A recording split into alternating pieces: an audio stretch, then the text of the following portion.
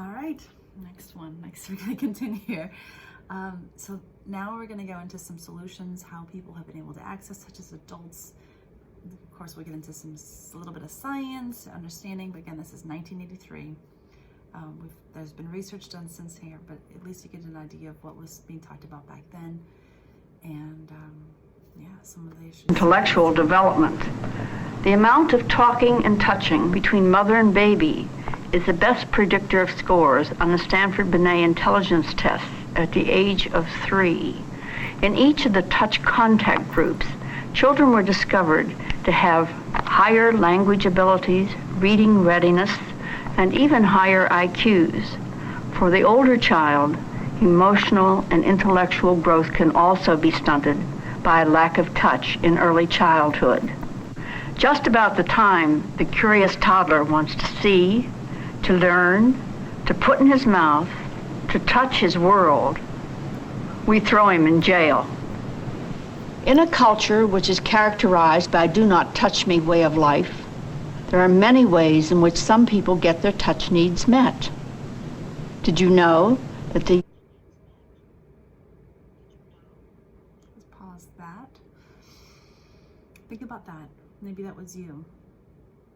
Right when you were getting ready to want to explore, play as a child, and it's very possible you don't have memory of this. I mean, it's more than likely you don't. But if you find that you're even hesitant to explore, to touch, to be curious, to try something new, it all could stem back from that time when you were an infant, when you were very young and you were not allowed to. I'm really grateful that when I had my little ones, my first one, my child never had one of those jails, baby jails. I wore my kids, so they were here. They were on my body pretty consistently, and I never carried them in a little bucket, when I was outside of the home. So I kept the children close and didn't use a stroller. I was one of those hippie granola moms. And it's beautiful to see a lot more parents doing that now. Back when my little one was 15 years ago, but it's more common practice, and it's so important that we keep our children close, that they can feel us, that they know that we're a safe place, that when they're acting out, especially, I used to throw my kids on my back and be like, all right, you're crying, you're upset, you're not hungry, your diaper's fine, all the things are fine, let's throw you on my back and let's go, let's go around. I could get some things done. It was fantastic. And they would end up calming and falling asleep, because it's very womb-like to hold a child that way. So we have resources. Back then there wasn't. And not everyone can wear their children as well. I completely understand that. But notice your children, notice their needs, notice they may need your attention and your time. And that's important for their development, not just their touch development and, for their future relationships. It's bigger than that. It's, again, they were talking about the brain and the emotions and all of their human development is extremely important. The United States has more family pets than any other country.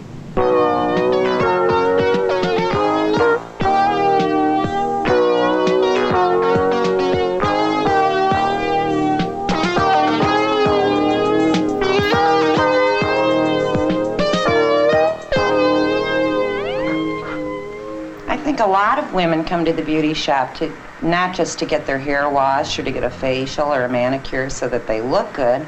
I think that they like the contact. In fact, frequently after I wash a woman's hair, she says to me, that feels so good.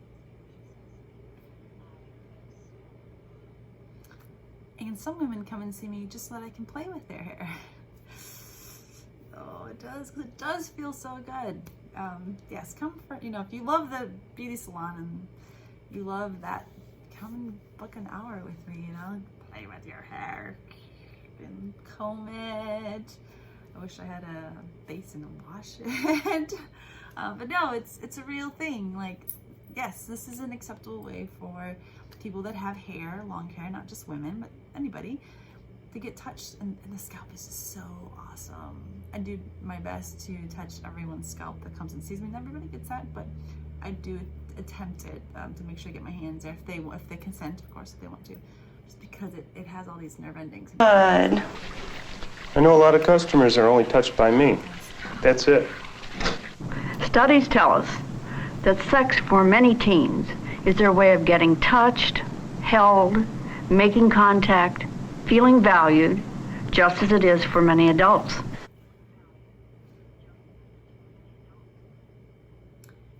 Which then isn't, if you're very worried about your teenager having sex early, consider touching your teen more. Wow, novel idea, it makes sense. Our needs for touch, we don't grow out of them when we're little.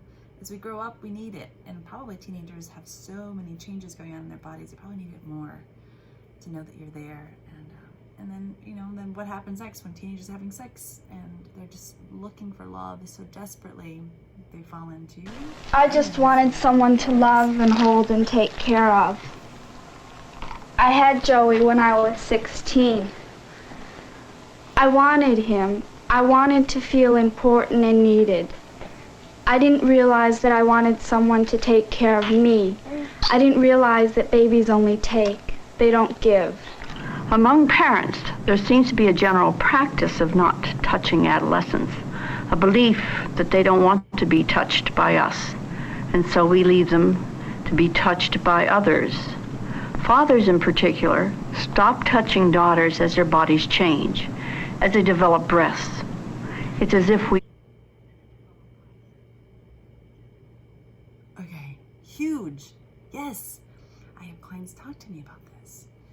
They are scared to touch their daughters. This is a real thing. As a young girl becomes, curvy and all the stuff and changes in the body and these breasts grow and let's go back to the first videos, right, where men are sexual because that's how we've conditioned them and we've trained them. So then of course their little girl they love and they adore grows up and starts looking like a woman, and they're, this is a problem. So I get it, guys. I get it, what you do. I get it, you pull away because you're like, I don't know what this is. I don't know how to touch this. Like, this is confusing, and it's, and I invite you to take a deep breath, slow down. Remember, this is a human being that loves you, and you love her. And maybe it's not her, maybe at this point it could be whatever, you know how it is, non-gender, whatever. And the mentality hasn't changed. The body's changed, but the mind, the need for love and affection and your care is still really present. Don't stop touching your daughters, please. Hug them, hold them. It means everything to us. We need you, please. Punish them for growing up. Our readiness to accept the adolescent's refusal to be touched is interesting in the light of how often we force on them everything else that we think is good for them. This seems to speak to our discomfort or unreadiness just as much as it speaks to theirs. Mother, I don't think it's fair. Everyone else gets till 12. Why do I have to be in at 11? Wait, let's talk about it. Chris? It's not necessary to force bear hugs onto our kids, but we do need to make touch available to them and never stop offering that unconditional touch that says you're loved. Chris?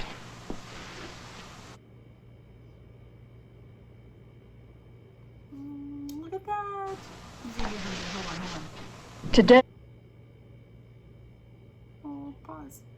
Okay. It's interesting. I like how she says this.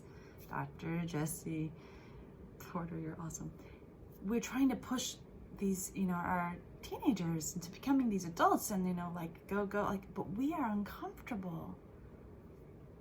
They still have these basic needs. And I get it, these teen years are really difficult, right? Because there's such a lot of push and pull. But don't lose touch. Literally. Don't forget that there's still your, that 8-year-old that, gets scared and sad and needs you. I love that. Makes me happy. Sad. Even after you fight, doesn't change. I remember when I was a kid, I always wanted that sitcom family, you know, where I have a conflict with my parents and I dreamed that they would come to my bedroom, knock on the door, and be like, hey, let's talk. And that never happened. And I really wanted that, and I feel really sad. Yeah. Our teens need that too. Don't forget, even when it's like you're mad at them. Just go, give the box. All right. Yeah. Love them even when it's hard. Today, loneliness for our adolescents is known to be more of a problem than for many of our old folks. For so many of them, there is not a loving touch, a caring stroke anywhere. An ever-growing Loneliness. 1983, y'all. Loneliness, 1983. What are they talking about? They don't know loneliness. They didn't have the internet. They didn't have, like, now there's even more loneliness than before. People actually talked in real life. They got on the phone. Like, they saw each other. Now there's even more loneliness, and there's even more anxiety, and there's more difficulty. Like, oh, there's so much more. So we need more touch. More, not less. We're even less connected than they were back in 1983. Jeez Louise. Okay. But here, look, massage. That has grown. Now you can get massages almost anywhere. number of people are discovering the pleasures and benefits of a good massage. Scientists are finding that the need to be touched may be a biological necessity, and the mere act of touching can promote physical and emotional well-being. Being touched is part of getting well and staying well. It has been discovered that even people in deep comas often show improved heart rates while their hands are being held. Being touched in a single act of pulse-taking has the power to completely suppress arrhythmias as they occur in coronary care patients. We do not understand exactly what happens, but some believe that touching causes the central nervous system to release the chemical endorphin, our body's natural painkiller. Touch seems to facilitate healing in cancer and burn patients. Even if therapeutic touch is just a placebo, placebos are known to help in over 30%. The placebo. Everything's placebo. Just believe it. Of illnesses. Carefully monitored experiments demonstrate that the hemoglobin level and brain waves change for both healer and patient in studies of touch. Your own nerve endings. I'm realizing as I'm watching this, I'm watching this in the time of the pandemic. It suddenly hit me right now. What is this, video 4, 5? And watching people touch, I don't know if you're like me. I'm gonna date this video now. So when the pandemic first started, we were told like don't touch and all the things and all these, because contagion. Yes, nobody wants to get any kind of viruses. I would watch shows and it was kind of like they're all touching. Oh no! Oh my gosh! They're gonna pass the virus to each other. And it felt a little awkward. It was kind of weird. I was so noticing. I think that has dwindled. At least I'm not as like panicked when I see on TV old shows even. But as I watch this, I'm like, I'm realizing, like, we can't do that. We can't hang out with people. We can't like go and touch our friends that way. So I just want to at least own that part of this that's going to date this video now, because we will eventually move out of this mess. But anyway, I thought that was interesting.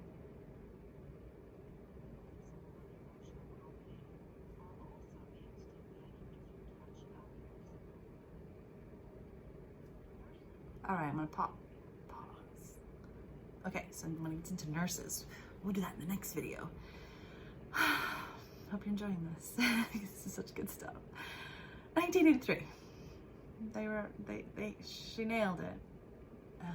We got a lot of work still to do.